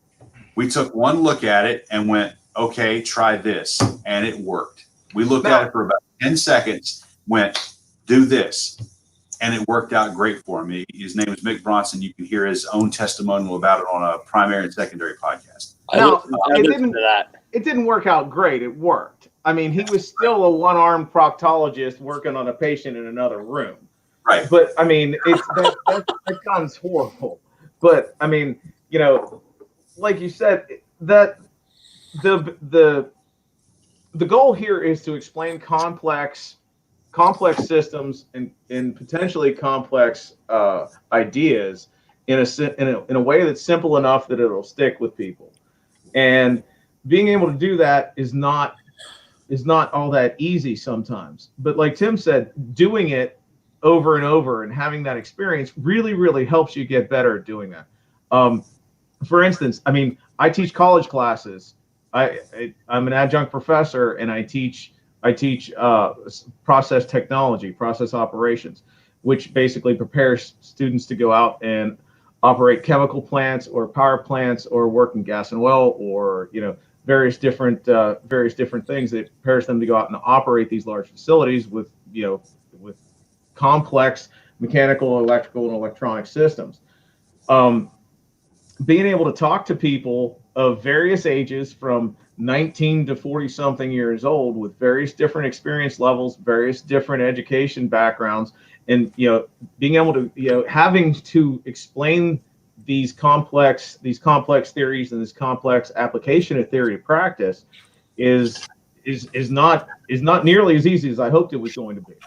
But what I did find was that if you just keep at it and you keep working at the problem, you can eventually solve it. And you have to be able to break down complex problems into decipherable chunks, right? You chunk these things out, and if you don't have the depth of understanding of the individual pieces and parts of the process, you're really, really behind. So that's one of the things that we work we spend a lot of time and effort on getting into the nuance of all the stuff we're trying to teach. And going back to one of the original statements Tim made was the whole idea of why. There's probably 2 or 3 valid ways to do almost anything that you're gonna get taught in a class. Sometimes more. There's a reason to pick each one of those. Each one has a pro and con stack that you have to go through. If somebody tells you, if an instructor tells you that I want you to do it this way because I said so, or because I did thus and such and so, I'm less apt to give that opinion a lot of weight, because there's no why there. If I can't tell you why I'm teaching you technique A over technique B, or technique A in this situation versus technique B in this situation, which try to avoid as much as possible, but it exists. But if I can't tell you why, I probably don't have any business telling you anything about it, is my opinion. Yeah. Right. So, the whys are extremely important. And based on how much time you have in a class, it sort of defines how deeply you can go into the whys. Everybody would love to sit and talk about, spend 3 hours on why it is you use the pistol reload that you use, and what are all the different nuances between going over the top and doing the support thumb slide stop release, or a strong hand slide stop release, or whatever. You just don't have that kind of time in classes. But the whys should be addressed. And if you're not getting a why, ask as a student. If you're not getting a why, and asking's not a bad thing. And what your answer comes out as, it kind of gives you a way to take the temperature of the instructor you're working with. And generally speaking, if an instructor understands the why, it's because they put in a lot of work and effort. And when they give it to you, you generally see results pretty quick, right? What we do in class, we're not preaching dogma to you. We're not saying this is the way. We're saying, here's the information. Here's a way to customize what we're talking about for your physiology, your situation. You make the decision, right? I have specific manipulations that I teach for reasons that I explain in class. You don't have to use them, but I have a series of them that can go from right-handed or left-handed, over the top of the gun, underneath the gun. I've got all that covered, and I have a methodology that works even when you've only got one arm working, right? That's why I do it the way that I do it. Doesn't mean you have to. If you're a 3-gunner, you probably want to use different manipulations than I use. That's cool. I'm fine with that. We can teach you some stuff. If you want to use the 3-gunner manipulations, the 3-gunner gear, rock on. I'm not going to get in your way. My use of it is a defensive tool. And when I'm using one, I'm probably in my boxers, or if I'm entertaining a lady friend, maybe less, right? I'm not going to have that 3-gunner gear all over me. So I need to have what's on the gun, and I need to be able to function with the way I'm going to be using it in the circumstances that I'm going to be using it in. It's all about helping you make the decisions that are right for you, instead of enlisting you in the army of my little minions to do everything the way that I say. I'm about helping you find the result that's going to work for you, your situation, your context, your physiology, whatever you got going on. I'm here to help you through that. Right. Tim's talking about the physiology part. One of the guys that I coach, he's a very accomplished competitive shooter. I won't tell you his name, but his signature move when he takes pictures looks like this, because they ain't one over here. So he doesn't have a thumb on one hand. So whenever you're working with Simon, you can't say do it this way, because, well, he doesn't have that thumb. So you got to get a little bit more creative and start solving problems other ways. Whether it's a buddy of mine, came and brought his dad to a class, and his dad had significant amount of arthritis in his hands. Had to make adjustments for that. Some people have giant paws that are this big. Some people have little bitty, little tiny Burger King Whopper eating hands. Whatever it is, you got to be able to roll with it. Torn rotator cuff. I had a student with a torn rotator cuff in their strong side shoulder. You got to be able to deal with it. You got to be able to help them in their situation with their gear and their body. Well, to meet their goals. I mean, from my perspective, I would think that's the mark of a well-rounded instructor, to be able to adapt to those various issues, situations, circumstances, whatever the case might be. But it's not just because that those circumstances are specific to that one person, but because those circumstances could be relatable to anyone. That guy with a torn rotator cuff who has to do your method A has to do method A.1 to make that accommodation for his injured shoulder. What other instances might involve you with an injured shoulder at some point, right? Right. We all do one-handed or wounded manipulations with a firearm, right? Oh, And that- you mean I'm not bulletproof, right? Right. So yeah, there is value in all of this stuff, and I'm really happy to hear that you guys do that. At the same time, though, and you guys will hear Kent and I talk about this all the time too. There is also the act of being a good student. I was just gonna go here. Let me do this real quick. Yeah, go for it, man. So, number one, if I give you the why, don't give me the yup if you didn't get the yup. Don't just give me the happy smiles and the I got it. Yep, good job, coach. I'm 100% square if you're not 100% square. If I gave you the why and you didn't effing get it, we're on your time, not mine. You paid me. Get it. Find it. Ask again. Say, nah, dude, I don't get what the hell you're saying.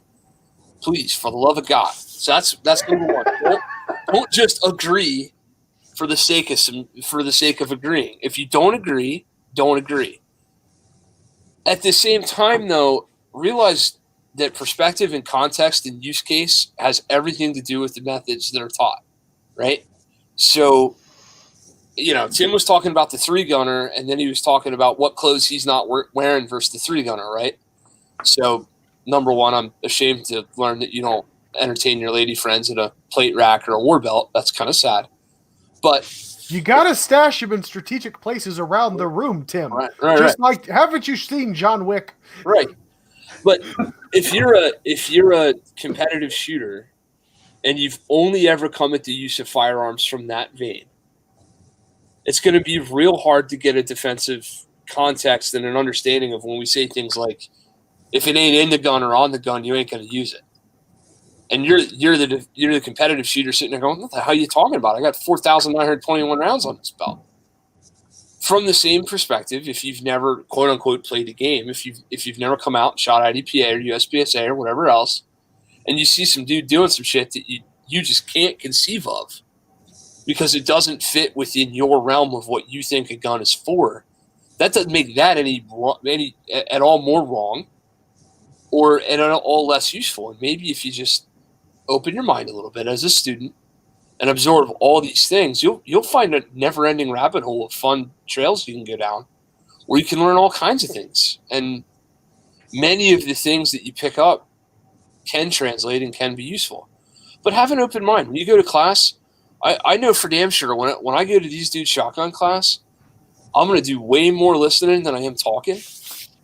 And no matter what preconceived notions I may or may not be bringing in, no matter what I think I know, I'm not going to try to articulate that unless I feel like we're having some sort of a communication breakdown where the instructor isn't feeling or seeing what I'm feeling or seeing.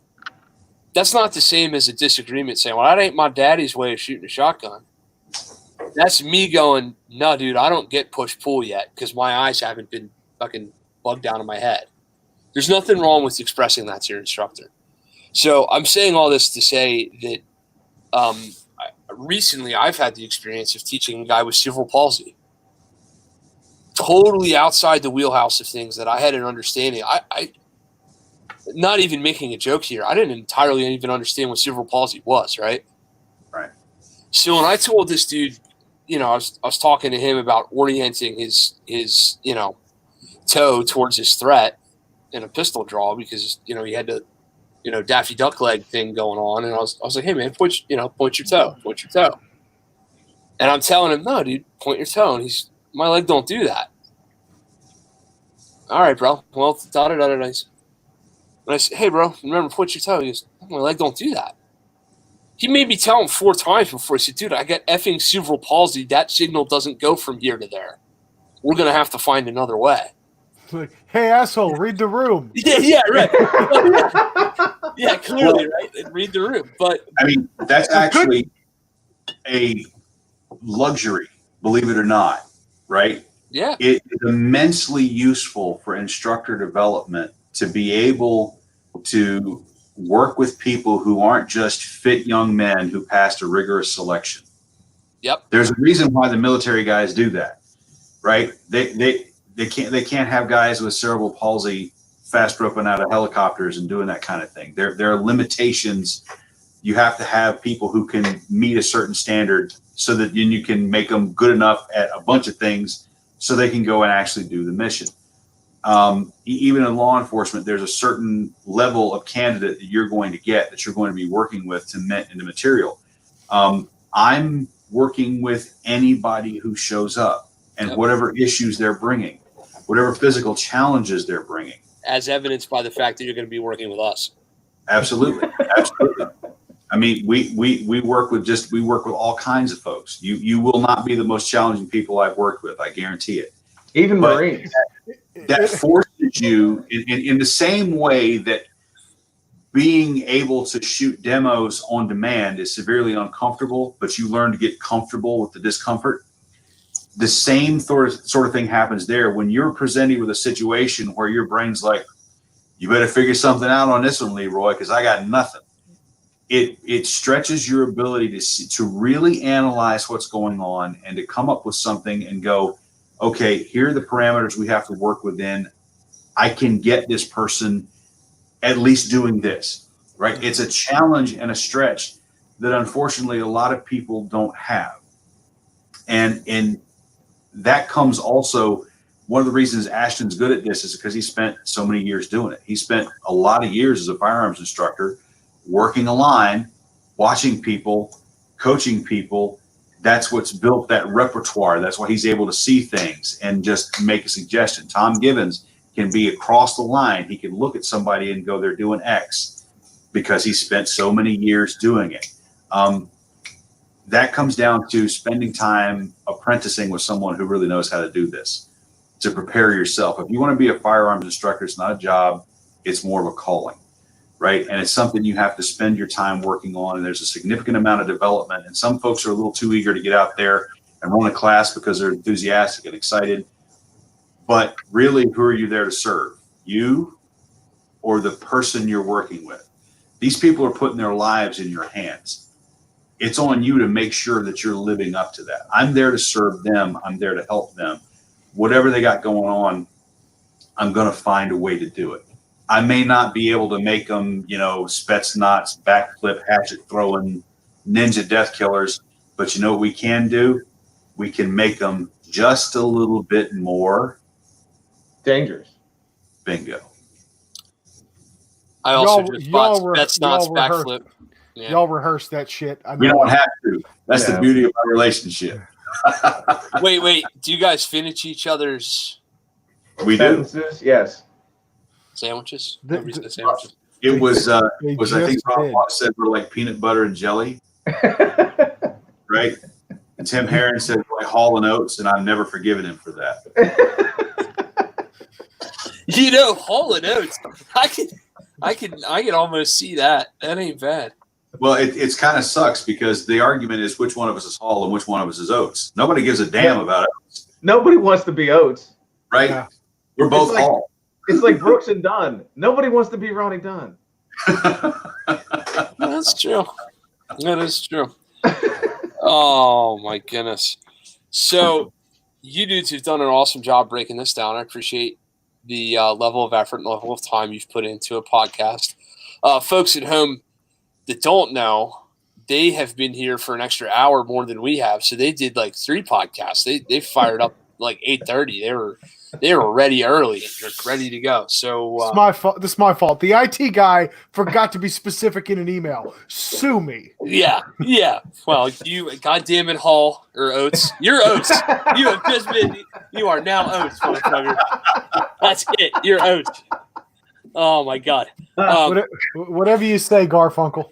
I like Garfunkel. Now I do like Garfunkel.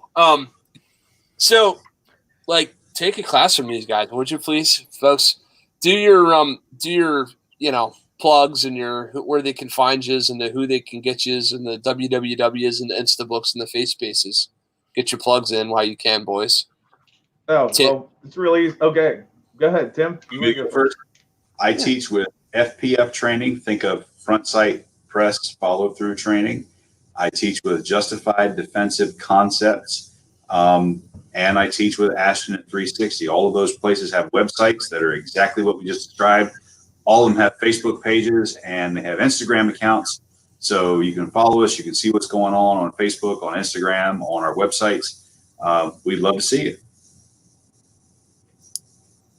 Ash, we got 360 Performance Shooting on Instagram. It's 360 Performs.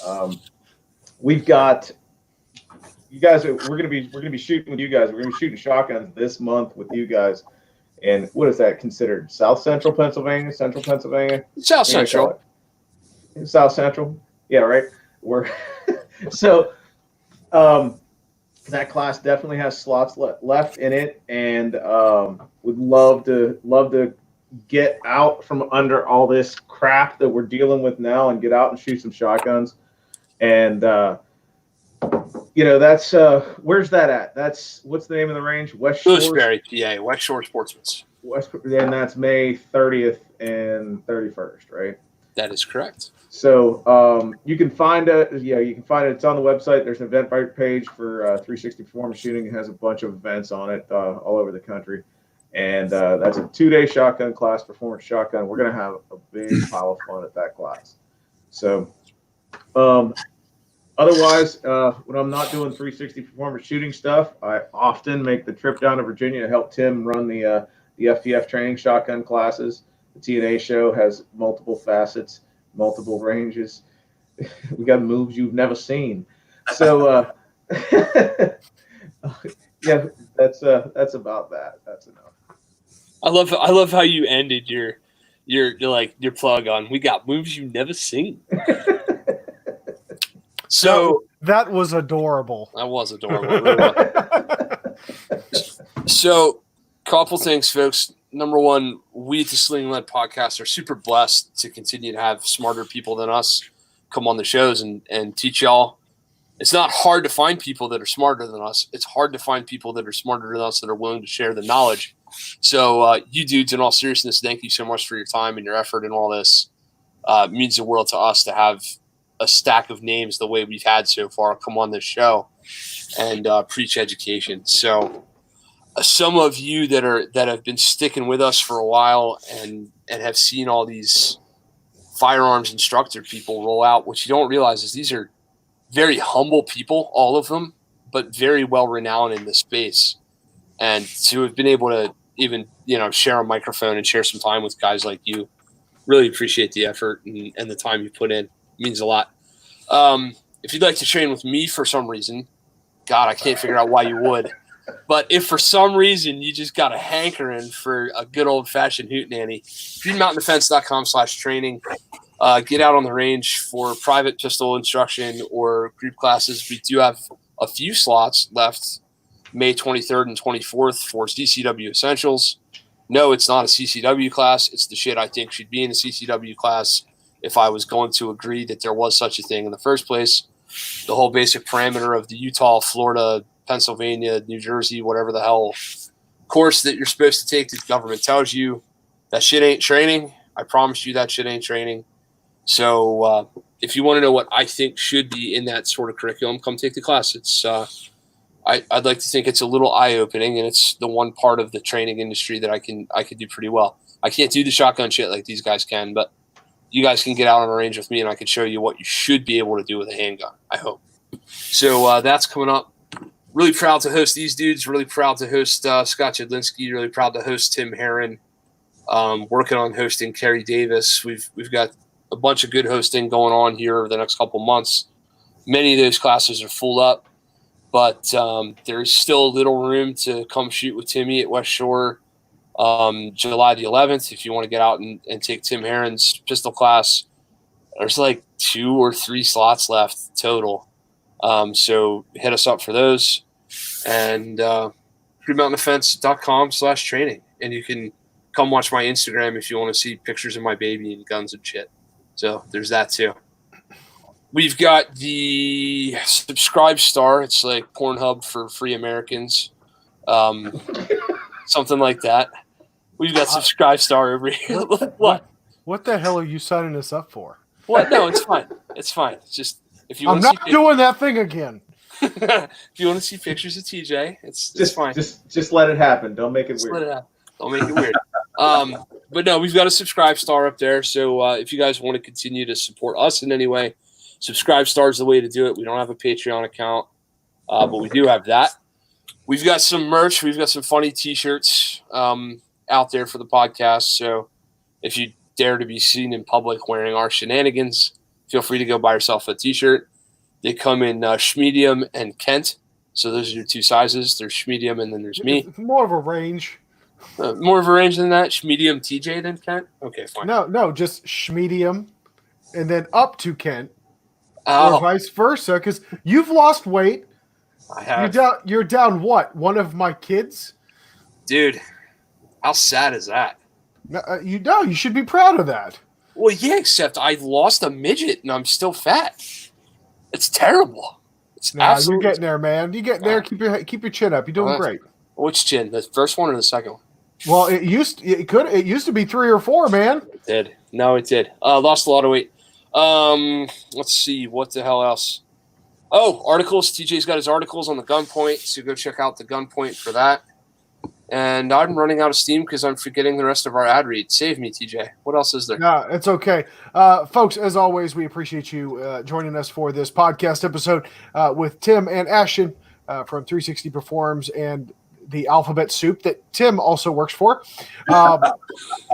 So as Ken said, you can check us out on Subscribestar. We appreciate any support. You can check out our merch on Teespring. Links, as always, are in the description down below. While we're talking about it, you shouldn't go to the range or carry a gun without considering medical equipment. So to all intents and purposes, we always recommend Dark Angel Medical. Code BB15, that's Bravo 15, at checkout will save you 15%. But keep an eye out on Kerry's website because he is frequently running discounts far beyond the 15%. We do ask, however, to show your support that you put Sling'N Lead Podcast down in the comment section of your order. This way, Kerry knows that his friends are showing him some love. Right On Optics, of course. Kent and I are proud pro staff members of the Right On Optics company. We encourage you guys to head on over to rightonoptics.com. Check out everything that they have to offer, as well as stay tuned to our individual YouTube channels, the Lead Sling and Ginger and Green Mountain Defense, respectively, for product reviews, unboxings, and overall tomfoolery. I think much more tomfoolery. Much more tomfoolery. Lots of tomfoolery. And nose waxing. That kind of hurt. But with that, folks, that's all we have for this week. We appreciate you all. If you're new to the channel, be sure to like, share, and subscribe. Tell your friends, tell your family, get them over here. Join us in the live chat. We love taking your questions. But until we see each other again, take care of each other. God bless you all, and get out and shoot.